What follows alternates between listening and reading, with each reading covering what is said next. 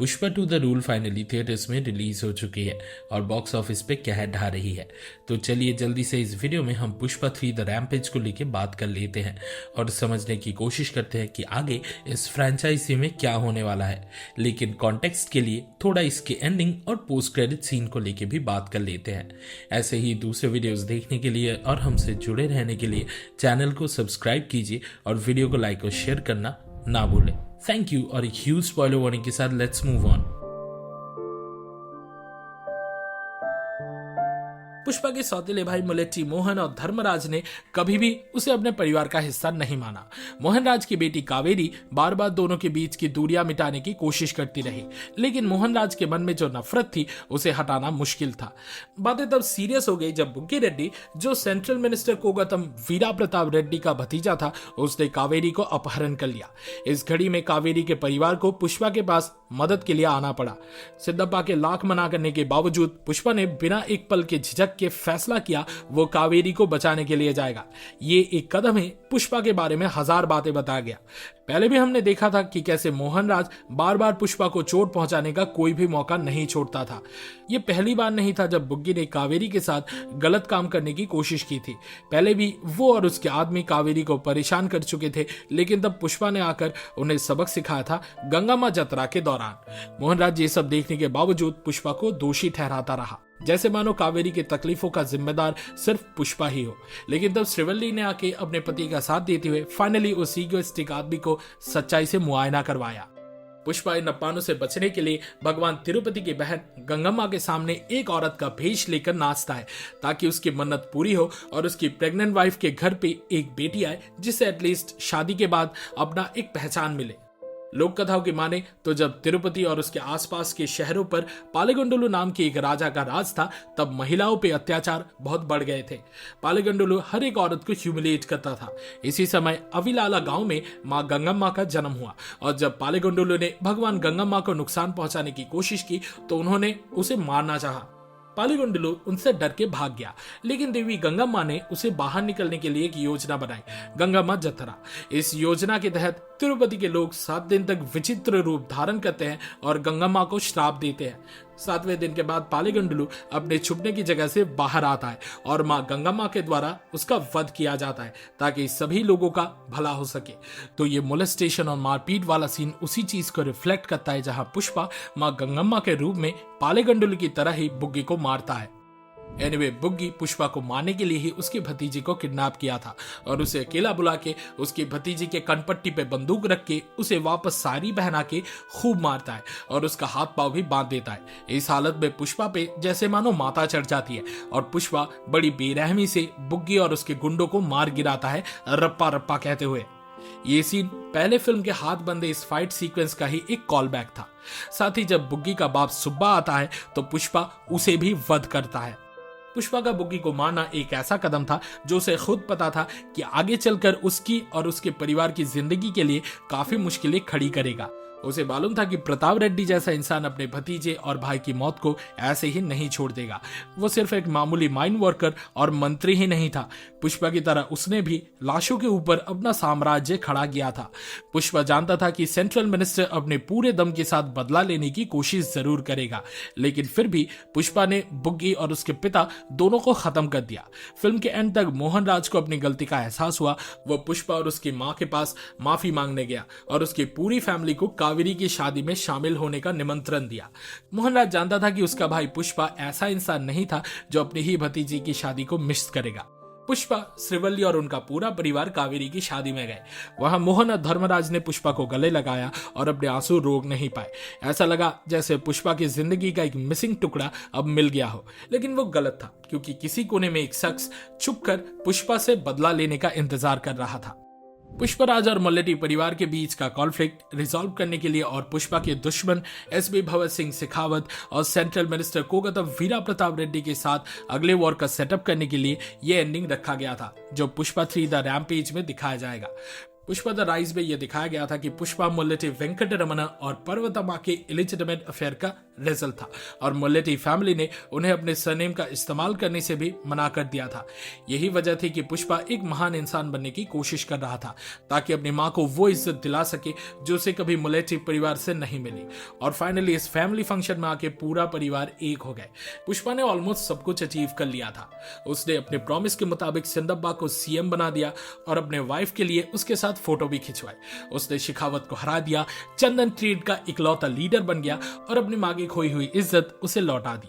लेकिन अपनी pregnant wife और मां के साथ सिर्फ पुष्पा ही नहीं बल्कि उस शादी में एक बॉम्ब भी बुके के अंदर भेजा गया था। जब पुष्पा ने सारा माल इंडिया के बाहर श्रीलंका भिजवा दिया तब शेखावत की मोरल हार हो गई। ऑडिट का सिर्फ एक दिन बचा था और शेखावत को समझ नहीं आ रहा था कि अब वो क्या करे, इसलिए उसने डिसाइड किया कि वो गोडाउन को पूरी तरह से जला देगा जो सैंडा की लकड़ी से भरा हुआ था। जब सब कुछ जल गया तो असली और नकली सैंडलवुड में फर्क करना इम्पॉसिबल हो गया। अथॉरिटीज और प्रेस को लगा कि या तो पुष्पा या उसकी सिंडिकेट ने पुलिस पर अटैक किया ताकि शेखावत अपनी जीत का सेलिब्रेशन ना कर सके। शेखावत ने खुद को भी इस प्रोसेस में जलाने का ढोंग किया। हाँ, आई गेस वो जिंदा है ताकि पुष्पा और उसकी सिंडिकेट को बदनाम किया जा सके। अब लगता है कि शेखावत ने ही कावेरी की शादी में वो बॉम्ब भेजा था जिस पर स्कल का सिंबल बना हुआ था। ये शायद उसका एक नया गिमिक हो, उसके जले हुए चेहरे को डिस्क्राइब करते हैं, क्योंकि जिस शख्स ने बॉम्ब ब्लास्ट किया था उसके हाथ पर जलने के निशान थे और वो उसी टीले पर खड़ा था जहां पे पहली फिल्म में पुष्पा ने उसे नीचा दिखाया था। तो मेरा मानना है कि ये शेखावत ही होगा, लेकिन अब उसका शक्ल एकदम बदल गया होगा। फिल्म में एक बार पुष्पा ने शेखावत के सामने ही एक बॉम्ब को ब्लास्ट किया था ताकि वो एक भी चंदन का टुकड़ा ना ले जा सके। तो ये माना जा सकता है कि शेखावत ने पुष्पा से बदला लेने के लिए ही ये वाइल्ड फायर एक्सप्लोजन करवाया। लेकिन दोनों चीजें करने का पॉइंट क्या था? गोडाउन को जलाने से ही अथॉरिटीज पुष्पा और उसके सिंडिकेट के अगेंस्ट एक्शन ले सकती थी। फिर कावेरी की शादी में ब्लास्ट क्यों? वेल, अब शेखावत डेस्परेट हो चुका था। उसका बस एक ही गोल था, पुष्पा को हर हाल में चोट पहुंचाना। गोडाउन को जलाने से अथॉरिटीज को सिंडिकेट के अगेंस्ट प्रूफ मिल सकता है। हाँ, लेकिन इसका पुष्पा पर शायद कोई असर नहीं होगा क्योंकि उसका नाम ऑफिशियली कहीं मेंशन नहीं होता। शायद शेखावत को यह बात पता थी। वैसे तो शेखावत अपने आप को बहुत स्मार्ट समझता था, लेकिन असल में वो उतना शार्प नहीं था। शायद इसलिए उसने पुष्पा पर इतना डायरेक्टली अटैक करने का डिसीजन लिया।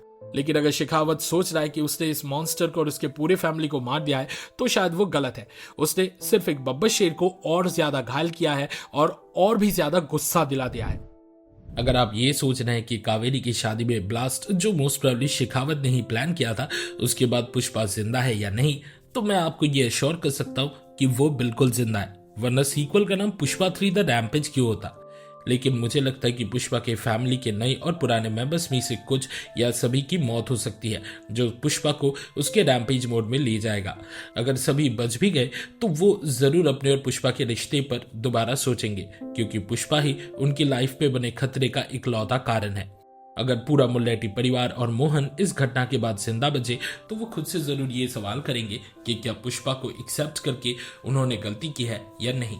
लेकिन मेरी गट फीलिंग कहती है कि श्रीवल्ली का मिसकैरेज हो सकता है और पुष्पा अपने बच्चे को खो सकता है, या शायद इस अटैक से श्रीवल्ली और उसके बच्चे दोनों की मौत हो जाए और शायद पुष्पा की माँ भी इस अटैक के बाद गुजर जाए। और शायद इसके बाद से ही वेयर इज पुष्पा वाला टीजर का पार्ट शुरू होगा।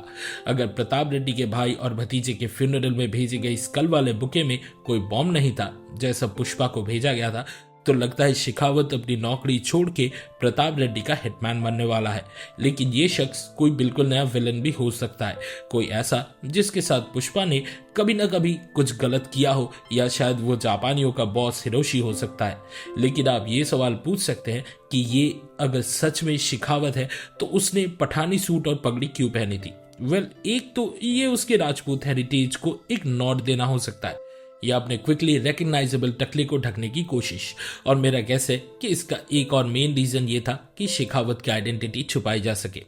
इसके अलावा शेखावत के कपड़े और जो स्कल का सिंबल उसने अपनी सिग्नेचर स्टाइल के लिए अपनाया था एकदम पुष्पा के हाथ के प्रिंट जैसा लगा। ये दिखाता है कि अब वो बिल्कुल भी पीछे नहीं हटेगा, वो पुष्पा पर फुल फोर्स के साथ अटैक करेगा, कानूनी और गैर कानूनी दोनों तरीके से। अपने बदले की आग को बुझाने के लिए वो ये भी नहीं सोचेगा कि किसी इनोसेंट का खून बहाने से उसका अपना नुकसान हो रहा है। On paper Shekhawat warehouse में लगी आग के कारण मरा हुआ माना जा रहा है, लेकिन ये उसके लिए एक कवर बन सकता है ताकि वो ओपनली पुष्पा से बदला ले सके। शेखावत अक्सर कहता था कि वो कानून की रेस्ट्रिक्शंस की वजह से बंधा हुआ है, जबकि पुष्पा बिना किसी रूल्स के काम करता है। अगर शेखावत एक आउटलॉ बन गया और उसे एक सेंट्रल मिनिस्टर का सपोर्ट मिल गया तो वो पुष्पा और उसके परिवार को बहुत डैमेज कर सकता है। मुझे लगता है कि शेखावत सीक्रेटली बुग्गी को कावेरी के अगेंस्ट जाने के लिए प्रोवोक कर रहा था, क्योंकि उसे पता था कि कावेरी को नुकसान पहुंचाने से पुष्पा गुस्से में रिएक्ट कर बैठेगा और प्रताप रेड्डी और सिद्धप्पा के साथ अपने बने बनाए रिश्ते को खत्म कर लेगा। अगर पुष्पा के पास एडमिनिस्ट्रेशन का सपोर्ट नहीं रहा तो वो चाइना और जापान तक लाल चंदन स्मगल नहीं कर पाएगा। इससे उसके साथी कम होंगे और दुश्मन बढ़ेंगे। लेकिन अगर सिद्धप्पा और प्रताप रेड्डी को यह पता चल गया कि शेखावत ने बुग्गी को सैक्रिफाइस करवाया है ताकि वो पुष्पा को घेर सके तो शेखावत की खैर नहीं। पुष्पा सिद्धप्पा को सीएम बनने के बाद उसे छोड़ देने के लिए जरूर कन्फ्रंट करेगा, और अगर उसे पता चल गया कि सिद्धप्पा शेखावत के साथ मिला हुआ है तो सिद्धप्पा का अंत काफी ब्रूटल होगा। मुझे लगता है कि इस फ्रेंचाइजी की तीसरी फिल्म में हीरो विलन और इनके बीच के सभी कैरेक्टर्स अपने मैक्सिमम पोटेंशियल पर चले जाएंगे। सिद्धप्पा जाली और श्रीनु ने रेड्डी के साथ मिलकर अपने खुद के विनाश को दावत दे दिया है। पुष्पा पार्ट 3 में पुष्पा भी अपने रिवेंज के लिए पूरी दुनिया को हिलाकर रख देगा और शेखावत को तब समझ आएगा कि असली टेरर और रैम्पेज क्या होता है। शेखावत ने पुष्पा को डरपोक की तरह पीछे से वार करके धोखा दिया था और पुष्पा अब उसकी फैमिली के साथ की गई इस नाइंसाफी का बदला उसकी जान लेकर ही लेगा। लेकिन जैसे कहते हैं बदले में कभी खुशी का अंजाम नहीं होता, तो हो सकता है कि शेखावत की मौत के साथ ही पुष्पराज का अंत भी हो जाए। शेखावत के मरने के बाद पुष्पा भी शायद धीरे धीरे खत्म हो जाएगा। ये मेरा अजम्पशन है, लेकिन आप अपनी थियोरीज हमारे साथ कमेंट बॉक्स में शेयर कर सकते हैं और बता सकते हैं कि आप पुष्पा पार्ट 3 में क्या देखना चाहते हैं या उससे क्या एक्सपेक्ट कर रहे हैं। इस वीडियो को देखने के लिए शुक्रिया। पुष्पा 2 द रूल देखने का आपके एक्सपीरियंस के बारे में कमेंट सेक्शन में जरूर शेयर करें। सिनेमा सीरीज के वीकली डोज के लिए लाइक बटन दबाएं, हमारे चैनल को सब्सक्राइब करें। अगले वीडियो में मिलता है और फिलहाल के लिए we are signing off. Good bye and I will be back.